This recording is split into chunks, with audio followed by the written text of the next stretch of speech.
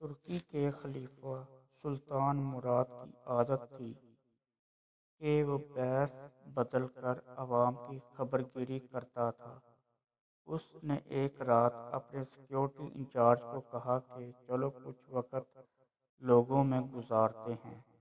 شہر کے ایک کنارے پر پہنچے تو دیکھا ایک آدمی گرا پڑا ہے۔ بادشاہ نے اسے ہلا کر دیکھا تو مردہ انسان تھا۔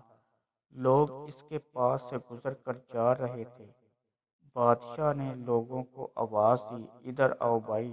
لوگ جمع ہو گئے اور وہ بادشاہ کو پہچان نہ سکے۔ پوچھا کیا بات ہے؟ بادشاہ نے کہا آدمی مرا پڑا ہے، اس کو کسی نے کیوں نہیں اٹھایا؟ کون ہے یہ اور اس کے گھر والے کہاں ہیں؟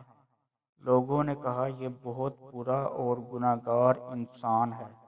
تو سلطان مراد نے کہا کیا یہ امت محمدیہ میں سے نہیں ہے؟ چلو اس کو اٹھائیں اور اس کے گھر لے چلیں۔ لوگوں نے میت گھر پہنچا دی۔ اس کی بیوی نے خاوند کی لاش دیکھی تو رونے لگی۔ لوگ چلے گئے۔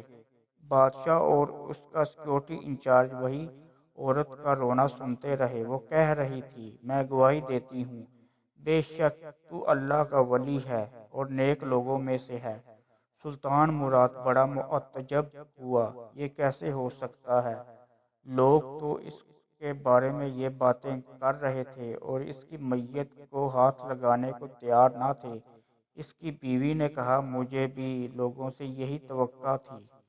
اصل حقیقت یہ ہے کہ میرا خاوند ہر روز شراب کھانے جاتا، جتنی ہو سکے شراب خریدتا اور گھر لا کر گڑھے میں بہا دیتا اور کہتا چلو کچھ تو گناہوں کا بوجھ مسلمانوں سے ہلکا ہوا۔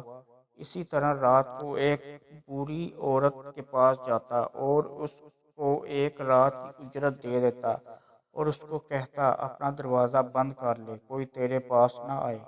گھر آ کر کہتا الحمدللہ آج اس عورت کا اور نوجوان مسلمانوں کے گناہوں کا میں نے کچھ بوجھ ہلکا کر دیا ہے۔